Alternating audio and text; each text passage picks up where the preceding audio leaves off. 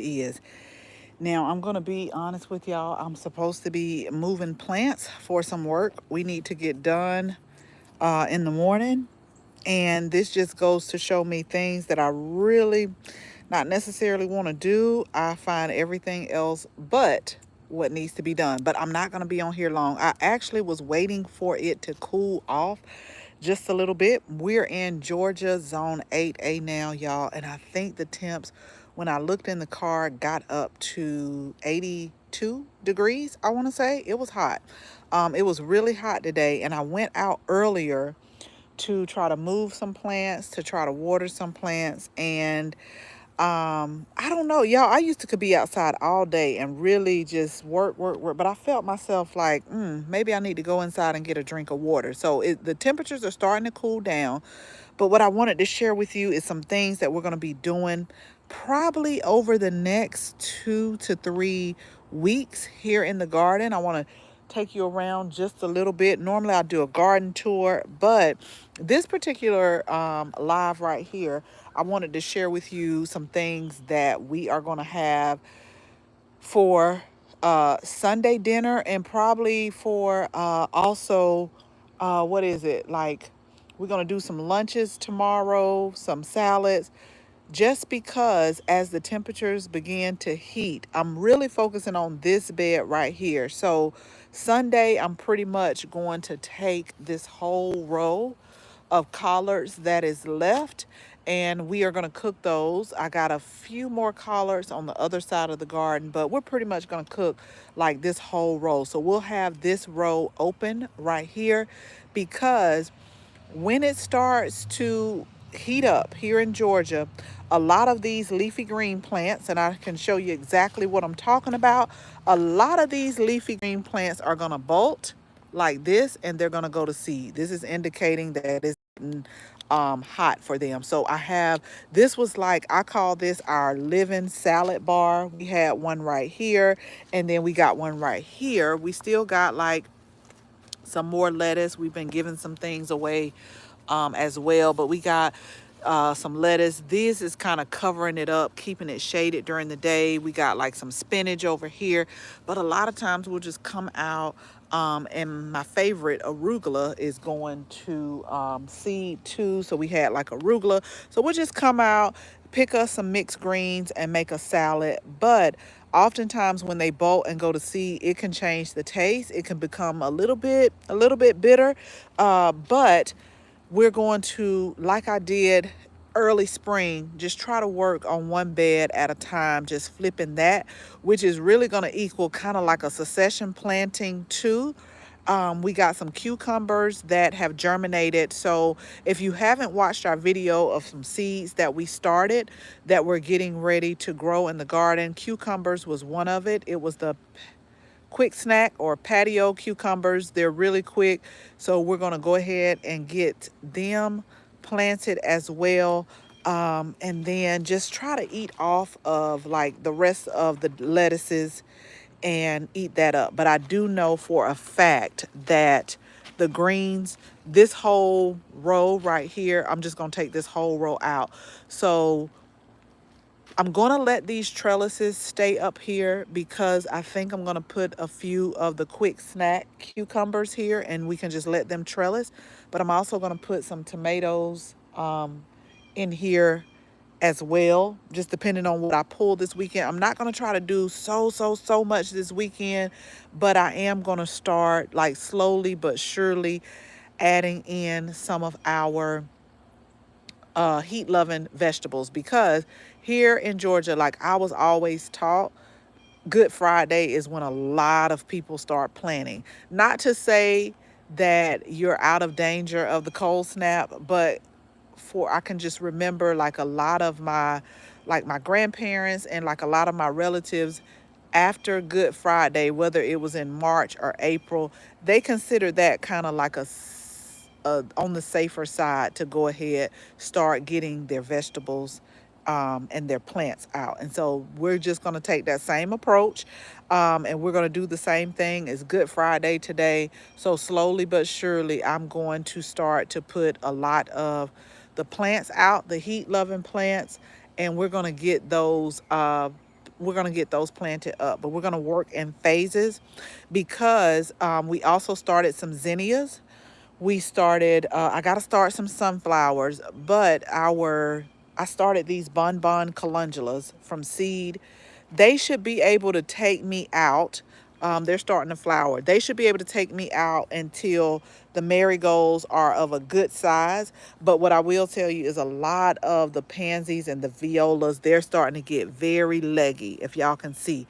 I mean, it still looks nice, but as I look down in the plant, they're starting to get leggy, and so that means that the weather is heating up for them. So slowly but surely we're going to add some summer annuals. We did start some geraniums from seed that we're going to go ahead and get that.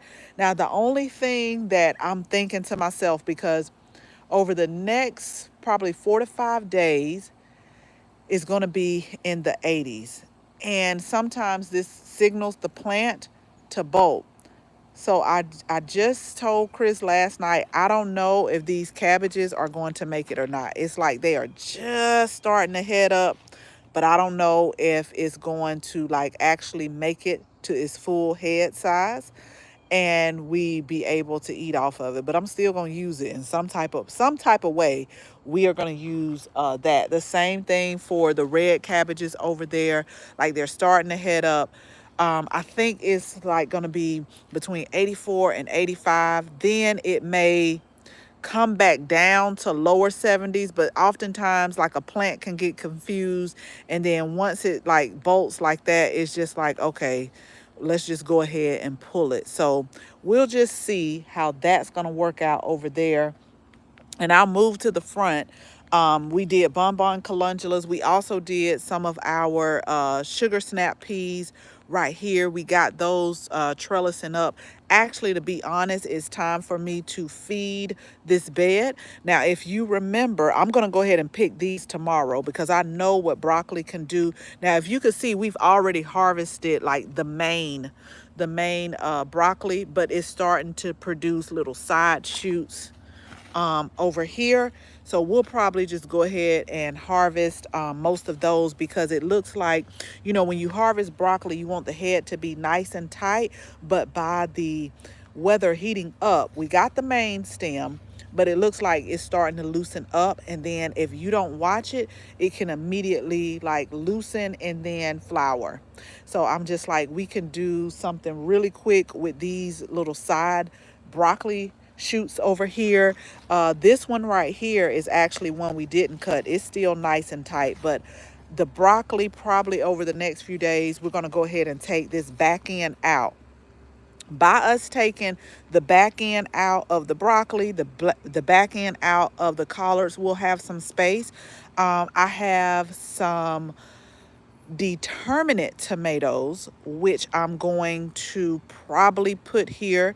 We did a video that tells you all about tomatoes, the difference between determinate, indeterminate, slicing tomatoes. It was really helpful for a lot of people. We got a lot of good feedback about that, which is why I probably want to start doing just little things like that, not necessarily tomatoes, but just to talk about a plant itself.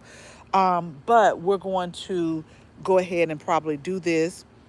The snapdragons during the day, I always have shared with y'all how some plants, when it really heats up, they could look like it's leaning over. It could look like it need water, but that's really the plant's way of protecting from the harsh heat, because it was, I'm gonna tell y'all right now, it was to me, it was hot, and it was just like 81, 84. But y'all know here in Georgia it's also humid. So we're gonna let like the snapdragons over here, we're gonna let those finish out. The bachelor buttons, I hope, will go ahead and finish themselves out too. But some of our main summer flowers are going to be marigolds. Y'all know I use the marigolds not only as just, I like to plant flowers, vegetables, and herbs all together, but not only is it going to be that, but it also serves as like pest control because it gives off a smell. We're going to do zinnias, we're going to do sunflowers, we got phlox, and then I have, oh my gosh, y'all, what is it? I have a new plant that I started from seed. I think it's called rose mallow. It's in the hibiscus family. But I'm thinking about, let me tell y'all what I'm thinking about. And I'm going to tell y'all, I was going to make a video about this, but I'm thinking about once the snapdragons are done, where all of these snapdragons at, I was going to put, so I have hibiscus. It gets about 2 feet. I was going to possibly put that here or either the rose mallow, but this is what I wanted to share with y'all. So, I'm one of those gardeners, like if somebody tell me something, I'm not Savannah, I could leave my dahlias in ground and just mulch them real good and they would come back. Well, several people here told me do not do that here. It gets too cold. We have clay soil and it is going to rot. Now, I'm going to tell y'all this. I'm not going to say all of the dahlias that we planted are going to come back up, but this is what I do want to show you. This was in the ground, clay soil. So we got dahlias popping up right here. And I had one, hold on, y'all. I know I seen some more dahlias popping up over here because I looked. I also put some dahlias in the, now I know what I saw today. Y'all hold on. I'm like, I know I saw it. I saw some dahlias in 2 places today that was coming up. I also did the same test in the raised beds. I was like, you know what? I think the timing just caught me off guard. And I've never lifted dahlias out the ground because we stayed in Savannah. I didn't need to. So everybody's like, don't leave them here. Don't leave them here. Oh, here it is right in front. I'm like, I know I saw 2 dahlias. So this one is coming up. This one is coming up right over here. Now, again, we put some in the raised beds. And the raised beds, when they're coming up, however, I'm going to have to work on what is at them. I'm going to have to catch them in the act. They're coming up as well. And I want to say we got a volunteer sunflower, but look, this is dahlias too. And these are all in this Georgia red clay. And so, like I said, I planted dahlias like all over in ground, in containers, and in the bed. But I was specifically told, do not leave them in the ground. You're going to have to lift them. And they are coming back up. Now, I did have maybe 2 or 3 back here, but just to see that one lets me know that it is possible. And then our walking onions are also starting to put the bulbs on top, so they'll be ready to walk in a few minutes. And then not a few minutes, but it was here soon. And then the gem is a new flower that I'm not used to growing up. And I actually seen these last year. And I was like, you know what? These are nice. I like these. So we put some gems right here. And they can also be a great cut flower as well. But they're starting to bloom. And we got 2 different types. We got one that doesn't get as big as wide where the garlic is, but then we have these right here, and they're really starting to look nice. But I did want to report to y'all, I might still do a video talking about the dahlias, but I was just amazed when I saw them popping up, and I was like, okay, so it could be the variety maybe, but they are coming back up. They are coming back up in the raised beds. But during the winter time, although we have drip ran to the raised beds during the winter time, I really don't run drip because you don't need it that much. So normally I'll come out here and I will water. Now, when it was getting to 10 and 13, I was actually bringing the water in a watering can. I actually have to go ahead and test out this water. We tried to put it on yesterday. It's supposed to be Bluetooth, but it wasn't connecting, and so I'm gonna have to figure that out. I probably just need to, although it said it had 37% battery left in there, I might just change the battery. You know how you do it with a computer, honey. Turn it off and turn it back on.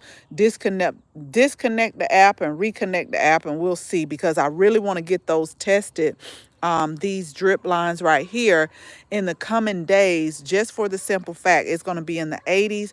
Now, I did a nice deep watering to these 2 beds yesterday because we got that whole straw mulch hay problem coming up, and I was getting some volunteers too, y'all. I think I got a volunteer tomato that I pulled, and a volunteer sunflower. But I watered this one deep, so this is good. I cleaned out this bed right here, so this one is good too. But I'm like, it took me probably about 20 to 30 minutes to just really water deep in these beds. And again, we tried to put the, we really tried our best to test out the irrigation, but I'm going to have to work with the Bluetooth and work with all of that. So this bed will probably be maybe later on, closer to May. We're just going to get out all that we can and let that do. But we've really been working on the herb garden over here. And probably in the next few, oh, I see a little flower bloom. So y'all know this herb garden right here, we grow, like, when we offer our herbal teas, we offer our herbs. This is mainly where it comes from. We still have herbs growing in the garden too, but one thing I have to do is do the holy basil, but we planted the, I think this is the Resina calendula. I have calendula all over the garden, but this one is one of the ones that has a really high medicinal count when it comes to making salves and things like that. So we started these from seed, and like I said, I'm actually starting to see a bloom right here. So hopefully we'll have some calendula pretty soon. And then for me, I have to grow my lavender in containers. They did overwinter, a couple of them. A couple of them look a little, they look a little, like I'm going to have to work with them. But they'll be fine. They'll be okay. This is the bee balm. I just really grow these, I'm going to be honest, y'all, for the pollinators. Like, they love the bee balm. And it seems to have multiplied quite a bit. So not now. I think it's a little bit late. Maybe in the fall, because if I'm going to divide some of my perennials, I either like to do it in the springtime, although I know we're still in spring. But remember, I told y'all about Georgia. We have spring weather probably for about a good 2 to 3 weeks, and then it immediately gets hot. I know we was wanting all of this spring weather, but to warm up. Oh, it's warming up now. It's warming up a little bit fast. And then we got parsley that we started from seed. This, I am going to have to move some of the herbs here because they're starting to come into their full growth and they're taking over. We lost one verbena plant. That's what I'm going to take it as, because all of my verbena came back. I still need to cut that back. But if you look deep down in here, my salvia came back, but I'm going to have to move this salvia because the anise hyssop is starting to like take over. And we did a lemon balm harvest the other day, which we'll be offering that on our website as well. And then our container gardens that we did together on another video, y'all, that is like, it's so nice. It's the violas, the rosemary, and then the sweet alyssum. Like, when the wind blows, if you've never smelled sweet alyssum, it just gives off kind of like a baby powder scent to me. If I had to describe it, I would say like a baby powder. And these are really like getting leggy. Do y'all see how like tall these are? These are getting really leggy. And then our hibiscus that I got on clearance last year. So I got to come in and I got to cut all of this because here's the new growth. So I got a lot to do this weekend, but it's going to be fun. It's going to be real. It's going to be real nice. But I can tell that a lot of these plants that are in containers, they really would like a drink of water. And I'm going to have to just stay out here and give it to them. Now, a few weeks ago, this purple sage was just sitting all alone by itself, like it just didn't want to grow. So I said, okay, I'm going to plant some lemon thyme in here, and I'm going to put a strawberry on the side because with my container gardens before, I did this combination and it looked so good. But I guess when I put the compost on here, on the top layer, honey, this sage was like, okay, I'm finna really grow. I might take over y'all. So it has put on a lot of growth. And then I put up a video. We've been harvesting a few beets from here. We're gonna go ahead. I'll probably end up harvesting these because I got some of the snacking peppers that we have in our kit that we offer online. Those are ready. And I want to get those planted because I actually see a couple that are starting to put on peppers. So this might be part of our Sunday dinner too, y'all. I might just go ahead, harvest these beets right here and roast them. Like roasted beets, we could do that. And this is what I love about gardening. Like sometimes I do like the meal plan and meal prep, but sometimes I can walk out here in the garden and I can say, okay, let's see what we can harvest today to have as a side. That's basically what I'm doing. Okay, are we gonna have a salad tonight? Are we going to roast some broccoli tonight? But Sunday, I know for sure because I don't want my greens to bolt and go to seed. I will tell you that the greens get bitter and they get tough. So I am gonna harvest this whole row of greens. This is what we're having Sunday, and then we'll just kind of play it by ear with the rest and just really try to get a lot of things planted and get it off the patio. That's really what I want to do. Like I want to just get some stuff planted. I want to pull some things. Let me show you this, y'all, and then I'm gonna get off the cilantro. So cilantro for us, cool weather. But I do have fall planted and spring planted cilantro that we started from seed. Now, this is the fall planted one right here. We planted this in fall. When they start to get these really thick stalks like this, it's starting to flower and go to seed. Now, these, I know it looks like the same plant, but these are separate plants. These I planted in the spring, and it's like 4 plants. And so this is what I come and harvest off of. And then if you want to, if you want coriander, leave the plant there. I got enough seeds, y'all, from previously planting cilantro, but the pollinators love these. They're going to come pollinate this, and then before long you will start to see the coriander seeds. Now you can either harvest them and use them as a spice if you use coriander, or you can harvest them and plant seeds again. Like for me, I'll plant more cilantro seeds in the fall again, but I promise you it puts on a lot of seeds, so I have enough cilantro seeds. So I have some of the tri-colored basil. So what I'm probably going to do is pull this, probably not this weekend, but we're going to pull this plant, and then we're going to start putting our basils, our heat-loving herbs right here. But I'm still going to leave this cilantro here. The basil is still a little bit small, so it should be able to be okay. And then we topped all the beds off in the spring, and this is a hot and spicy oregano. Have y'all ever tasted it? So the hot and spicy oregano, let me tell you about this, because y'all know I don't like hot. When you taste it, it doesn't taste like, when you first put it in your mouth and chew it, it tastes like oregano. But that very end right now, like now, oh, this one's hotter than last time. Wait a minute, y'all. Hold on. Woo. That does have a little, yeah. Oh, I told y'all I don't like spicy. That one hit me. So last year, because this is the same plant, and then I grew some over here.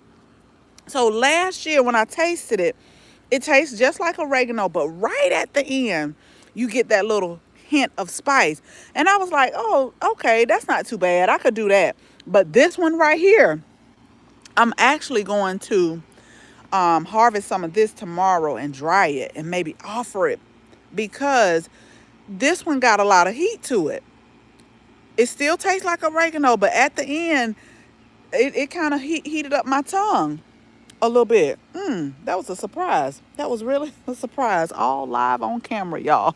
So yeah, hot and spicy oregano. So if you like hot, you like spicy, you can use it in different sauces and things like that. But yeah, at the end, like you first chew it and you're like, okay, it's a very pungent oregano. But yeah, that spice hits you on the end now. Yeah, let's leave that. Let me leave that for the spice lovers. We got some Chinese cabbage that was taking some hit from the, it was taking a little bit of hit from the pest, but I think we're going to be okay with that. This is another collard we're going to get. The kale we started from seed. So these are like a collard and a kale mix. I put them out late, so I'm not gonna say, oh, they're growing slow, because no, I put them out late. I'm probably going to let them continue to grow, but I'll start some more in the fall. Now I do want y'all, if you're not subscribed, hit the subscribe button, because I have a it's called Heat Blend Lettuce. So it's supposed to be able to take the heat. And what I want to do is I want to try it out, and I want to see if it could take the Georgia heat. Because it depends on where you're at, what heat really means to a person. But as far as the heat and the humidity, so I will be trying that out. What I will tell you is that when I do start it from seed, I'm probably going to cover it up with a shade cloth, just to see. But I want to see if it's going to take the heat like it says that it's going to take. It's called Heat Blend Lettuce, and it's supposed to be able to take the heats, the temperatures, and the humidity, because in Georgia, once it heats up, then the lettuce will bolt and we can't really grow it. I grow that in the spring and the fall, which sometimes sucks, because if you want to make a nice salad, you want your lettuce, you want your tomatoes, you want your peppers, but by the time it's starts to heat up, it'll be time to harvest all of the lettuce. So that's really why I want to start that. And before I go, y'all, when I tell you I did a super huge chop, when I tell you I did a hard chop on this sage, evidently this is what it wants me to do. It wants me to do a hard chop on it, because when I tell you the leaves have came back so big, so vibrant, that I said tomorrow morning I'm going to harvest these leaves, because that's how pretty I think they are. And they're huge to me. Look at this, y'all. Look. See what I'm saying? If you don't get off, I'll be real funny about my plants, and I don't have my gloves on today. But I just want to harvest some of these. And I just love so much how this is the Greek oregano, so this is not the hot and spicy oregano, but I just love how this Greek oregano has somehow eased its way over here. But what I will tell you is I did a super hard chop on this too. Like, this was all the way down here. You probably couldn't hardly see it. I did a huge chop, and you can do a chop like this. It's okay, because it will prevent the herbs or the plant from not being so leggy. I did a huge chop on this too. Like, I chopped it down, I harvested. I got so much thyme, not like thyme, T-I-M-E, but thyme, the actual spice. But I did a huge chop, and these herbs want this. They love this, because it just kind of rejuvenates them back up. It makes them get nice and bushy and continue to grow. Now, the Italian oregano I had right here, and I shared with you in a garden tour. What happened was, the middle, when it got down to 10, the middle got damaged, and it was only the outside that was not damaged, and it just looked it so weird. It looked it really bad. It's like if you left it, you was just gonna have like outside leaves, and then the whole like inside was just going to be gone. So I just ended up pulling it. This is a golden oregano right here. I'm not sure if it's going to stay kind of compact like this, or if it's going to do like, some of the other oreganos. Now, the Italian oregano to me kind of grows more upright. And then the Greek oregano kind of grows kind of like a trailing oregano. This is a good question, F. Brooks. Do I fertilize my herbs? I don't, but what I do each season to my raised beds is I top it off with a layer of compost. So each season, every bed will get a layer of compost. Now, during the season, if I have, like, for instance, something growing right here, like a vegetable, I'm going to fertilize my vegetables. So maybe some may get on here, but to like come and fertilize it, the only time I will fertilize it is when I first, like this one. So I first planted it. I put a little bit of garden tone, the slow release dry fertilizer in there. And that's probably all I'm going to do. And then each season, so in the fall, Again, I'm going to come in with a layer of compost and bring my soil level back up to here. And that's just basically, everybody receives the layer of compost so they get the good nutrients. But to come in like on a schedule and to actually fertilize it, no, because sometimes a lot of the herbs can kind of change its flavor if it's too fertilized. So I personally don't do any of that. I just chop it back and top it off with compost and just let it grow. I did the same for this. Now this one is a lemon thyme.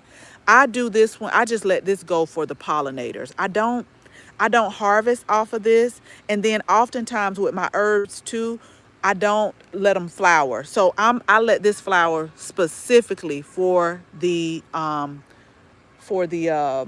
pollinators. I do have lemon thyme in the garden elsewhere that I use from, but I just thought that the way it draped over and the flowers, and then when I see the pollinators during the day, I'm like, this is just so pretty. So this is specifically for the pollinators. I did chop it down. It was a little bit longer. I didn't do a big chop, but I chopped it down just a little bit. I chopped it around here so that I could put the Chinese cabbage there. But and then I just topped it with a layer of compost. The same thing, like the dill, like these are perennials. Your thyme, your oregano, your sage, those are perennials. But like my dill, when I planted the dill, what I did was I put the compost on, put some slow release fertilizer in there, and then I'm not going to do anything else except when it's ready, harvest. I'm going to harvest these. And that kind of sucks too for us here in Georgia. I'm hoping I can get these cucumbers before these start to bolt, the dill. Now they're good to leave in the garden because the swallowtail butterflies like love them. So I may leave just this set. I got some other deal in the garden too. I just may leave that for the butterflies, but I really wanted to make some cucumbers, pickles with my own dill. Normally, when I'm harvesting dill, the cucumbers aren't ready, or when I'm harvesting cucumbers, the dill is done. All these play on words. The deal is done for the season because just like cilantro, we have to grow it in the fall. It does better. You can grow it when you want to, but to me, it does better because once it heats up. We are in now the Atlanta area. We just moved. I keep saying we just moved, but we didn't. It's going on 2 years now, y'all, from the Savannah area. So I'm saying that because I'm still testing out. Me and this guy was talking today about what works, what doesn't work, because he was moving from Connecticut. That's like a major, major, major move. Savannah just went to zone 9A. They had been saying that for years. And when they redid the whole growing zone, they finally put that they are in zone 9A. Atlanta area is 8A. But I'm testing out a lot of things of what works because, like I told him, I had two bay leaf plants in that I was growing. I lost the one in the herb garden, but the one by the patio, that one survived. Let me show y'all. Don't judge me with all these plants. That's what I'm supposed to be doing while I'm on live. So the people's supposed to be coming to do some work tomorrow. And Chris was like, could you please move all the plants off the patio? And I'm like, yeah, sure. I walked out here. First I said, oh yeah, I'm going to wait till it get cooler. Then I walked out here and I was like, you know what? I'm going to go live. That's just a code word for I really don't want to do it, but I'm going to have to. I'm going to have to get it done by 8 o'clock. This bay leaf survived and is getting new growth, but that's because it's closer to the house. And like during the winter, it heats up, like the heat from the house like puts off like heat from at night. It's hard to explain, but that's why they say placement is everything. So do you notice how sometimes you can have two plants? One is on one side. Oh, I wanted to show y'all because I just witnessed that the other day. One is like on one side, the other is on another side, but one side does better than the other. It all depends on like the barriers around you, the winds, the sun place, like all of that. And so what I was telling him is all of my plants because the bay leaf in Savannah, I didn't have to bring that in. The bay leaf out in the garden, because it didn't have the heat coming off the house in the winter, it didn't make it. So this tells me this is what I tell you why I'm testing. Because so if I want to, I'm going to have to plant this out. Let's go back over here real quick, y'all, because I'm going to have to repot this bay leaf up. It started off, let me tell you how it started off. It started off about this size right here last year. That's about the size it started off. So it grew, but I'm thinking about potting it in this bigger pot right here, because this is probably like a 10, 12-inch pot, but it needs to, and I rotate it and turn it around probably every 2 weeks, just so that they can, each side can receive some sunlight as well. But I think I'm gonna pot this over in this one and make it bigger. And I potted up the calla lily as well, and I put some herbs on here. But the one out in the garden, it didn't make it, and it's okay. And that's why I say I'm using this time to really test and see what I need to pull in and what I don't. So I pulled in my citrus, that's doing good. I pulled in my eucalyptus, that's doing good. But all of these plants I wouldn't have to pull in. But citrus, let me tell y'all, I didn't realize citrus plants have went up like it did. So I went to Costco, and you know how they have that 3-in-1 citrus? It was $69.99. And then I went to the garden centers, the big box. It was like $39.99. Now, when I bought the citrus, I'm going to be honest with y'all, I bought it at the end of the season on clearance, okay?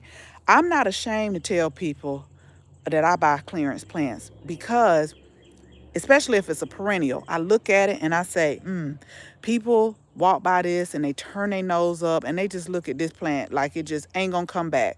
But I know what it will do. And so I think I paid like maybe $8 for like all of my citrus plants. But I knew, now that one plant that I told y'all that I planted, the Arctic Frost orange, they was like, oh yeah, it could take temperatures down to 10. It don't work. It's just as gone as ever. I got to put it out the pot and find something else that I want. I said I might put one of my pomegranate trees in there, but yeah. So that's what I'm saying. You got to test. You may win some, you may lose some, but just test it out. Like that's what me and the guy was talking about today. He was so upset because he lost a lot of his plants because I guess he had to go out of town. And it snowed. Y'all know it snowed in Atlanta twice winter season, because it snowed again like this year, maybe no, this year twice. So it snowed twice, and that's not the norm for Atlanta. But yeah, it snowed. And so he was out of town and he didn't have a heated greenhouse, and I was just like, yeah, it's just one of those things. But you can't dwell on it. We'll get it back. We'll get it back in abundance. And that's just how I take it. I lost some plants this year, but that's the whole thing. It was this young lady that I talked to today. She might have been about early 20s, but she said, yeah, I was trying to get into gardening and hoping it do well. And the only advice I can always tell people is, don't think because if a plant doesn't make it that you failed or you don't know how to garden. Look at it as a lesson. Tell yourself, what could I have done better? Like, what do I think happened? But just don't give up growing. You know what I mean? It's so many people, like they might get one or two plants and everything might go. And then they're like, I told you I can't grow. Well, that's the wrong mindset. So you can't think like that. I use everything as a lesson. Like it's some plants that came back, and some of them I know why they didn't come back, because that's what I was telling the guy. It was some plants I pulled out. I let them get some sunshine, and it was one night. When you're about to wrap up and go to bed and do all of that, and I told myself, I said I don't feel like going out there pulling all of them plants back in, and I didn't, and I paid for some of it. Now not all of them, you know, struggle, but some of them did, all because I didn't feel like going to pull them back in. So that was that. So I'm like, from now on, if you think you're not gonna feel like pulling them back in, pulling them out, or pulling them back in, don't even pull them out to begin with. Finally moved from Arizona to South Georgia over by Vidalia. Yeah, I know where that is. Loving the weather here too. About to have 10 new fruit trees. Yep, I'm familiar with Vidalia. It's by Metter and all of that. So that is great.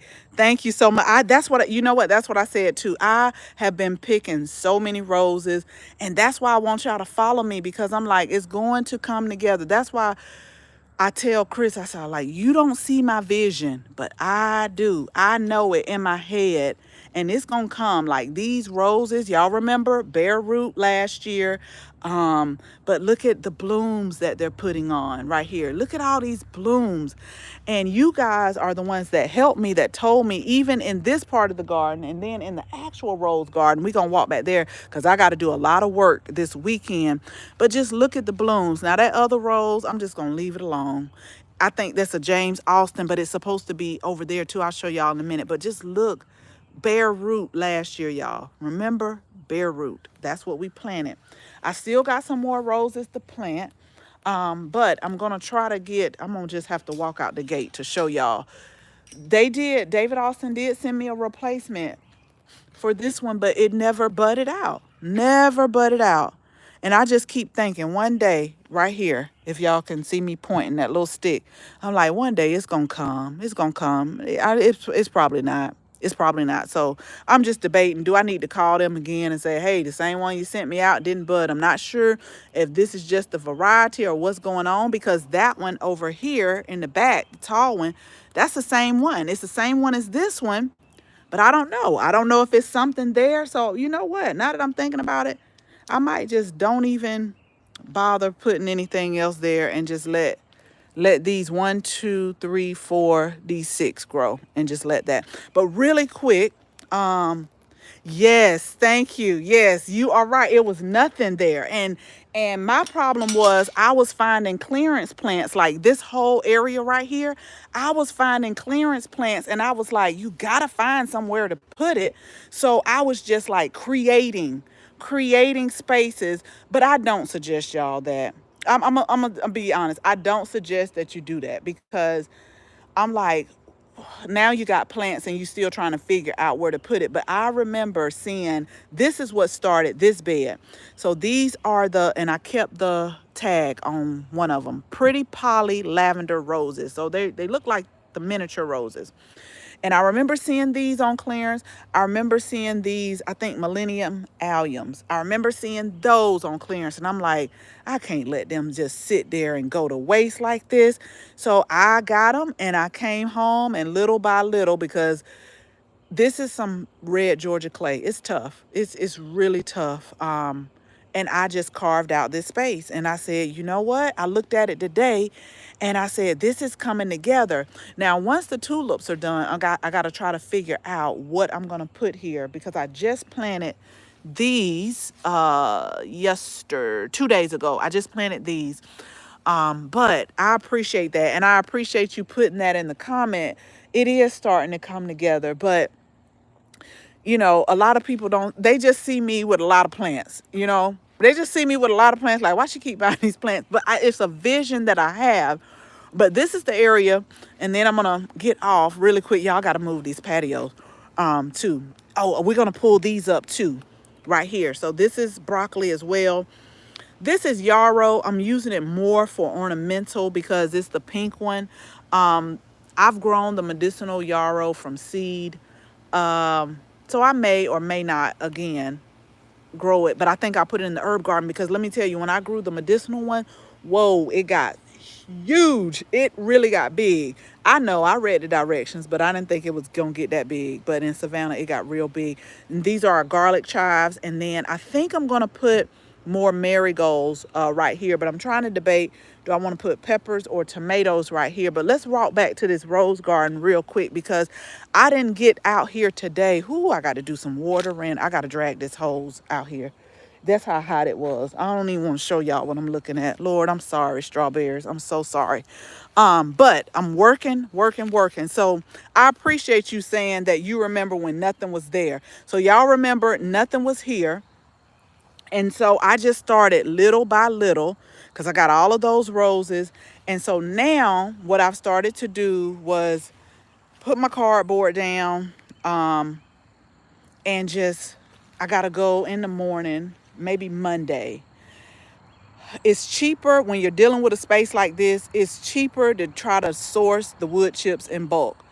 Don't waste it. I just had a few bags left from last season because I didn't need a whole lot of wood chips. Now, when I first got here, they have a recycling center that said free wood chips, but I have not seen that sign on there since. I probably need to just call them, but if not, I'm going to go to the landscape company, get wood chips.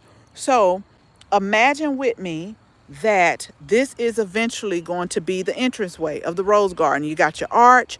I put a couple of pots over here. These are the drift roses right here that are coming on nice. This one is called Peach Drift. Then I got a couple of Shasta daisies and the double pink echinacea. But after you get past this point, I remember you guys saying do like an ombre effect. So we started with white right here. Then we went to pink. Honey, this Queen of Sweden, she is showing out. We went to pink. And these are just a repeat. So this is the Queen of Sweden right here. This is the Queen of Sweden.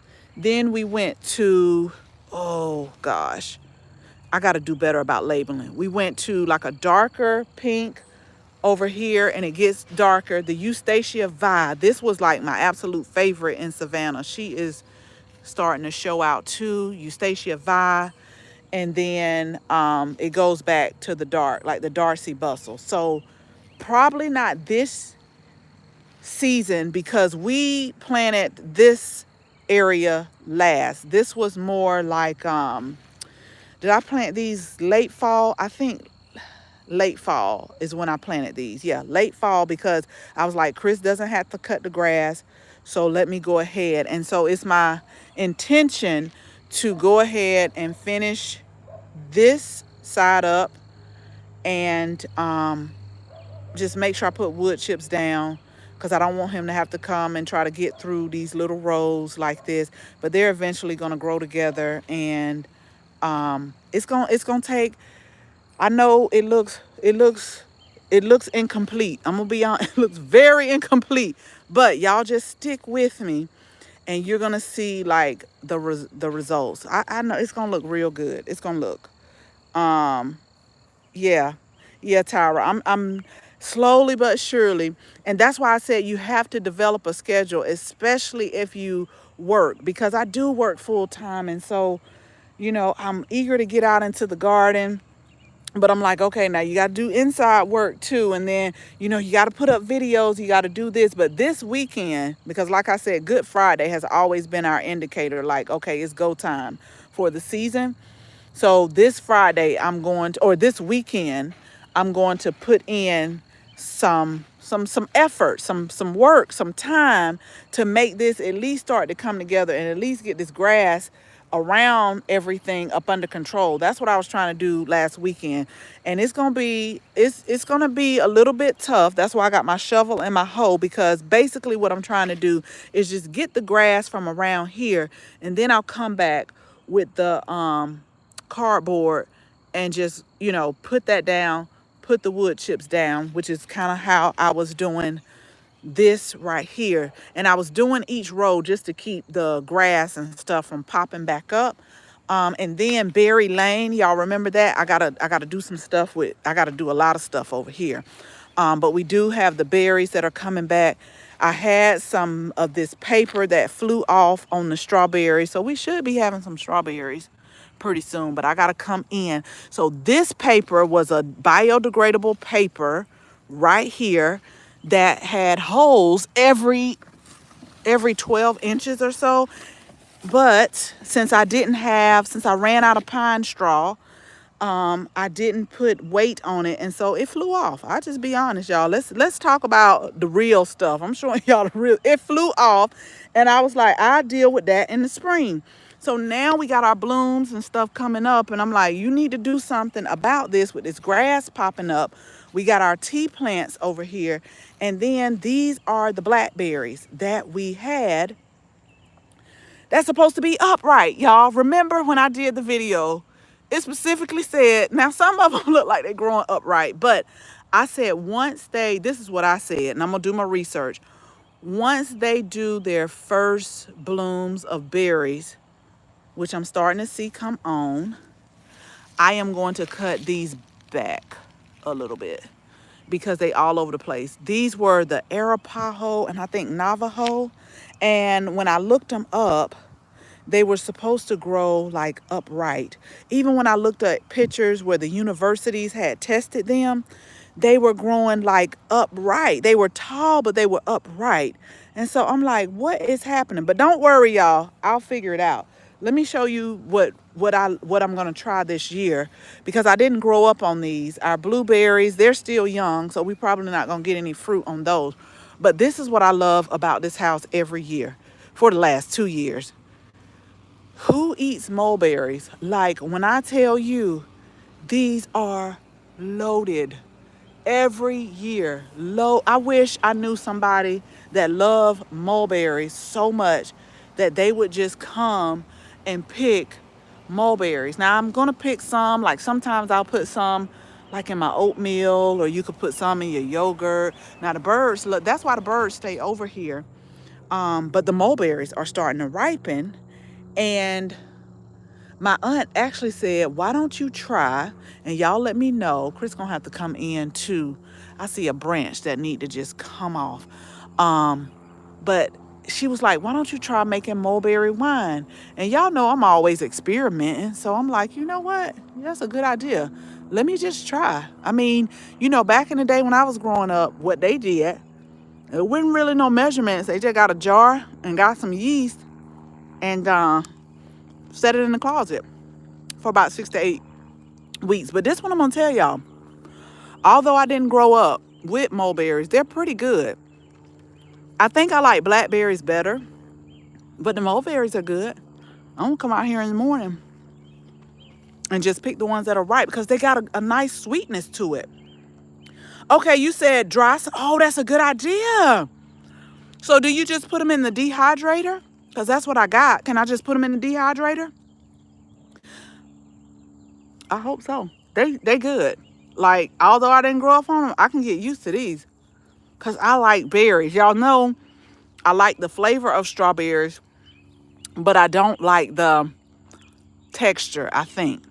But if you're in the Atlanta area, it's Southern Belle Farms. They're in McDonough. They have a U-Pick farm, and I went there last year for the first time. And what I did, thank you. I don't want to get your name wrong. Is it Air? Tell me if it's Air with Jesus or Air with Jesus. Tell me if it's number one or number two. Because I don't, that's why I'm like, I don't want to mess this up. But I will do that. I'm so glad that you put that in there. I am going to actually come in the morning and I'm gonna pick all of these ones because this fruit is really sweet, y'all. It's really sweet. And this tree was here. I mean, I know y'all probably can tell. Like, I know you just didn't plant that tree last year, but it was here when we got here. And I was like, mulberry. Interesting. But I didn't realize that some of them were getting. Okay, thanks. Number 2, gotcha. Okay. But I didn't realize that they were ripening so much. So yeah, thank you for that, because that's exactly what I'm gonna do with it, because those are really good. And I bet you when you dry them, they probably get sweeter, huh? Too bad I can't get way up there. We'll give those to the birds, but if they can leave us with the lower parts, like that is last year when I tasted it, it didn't taste this sweet, and I was like, they okay. Because I love blackberries. I like making a blackberry cobbler. That's what I grew up on. I remember at my grandmother's, they used to have the wild blackberries by the road, down the hill and all of that. And what we used to do is I would just take my shirt and just put blackberries in my shirt. And I would come home, or I would go to my grandmother. I'd be like, here's some blackberries, because she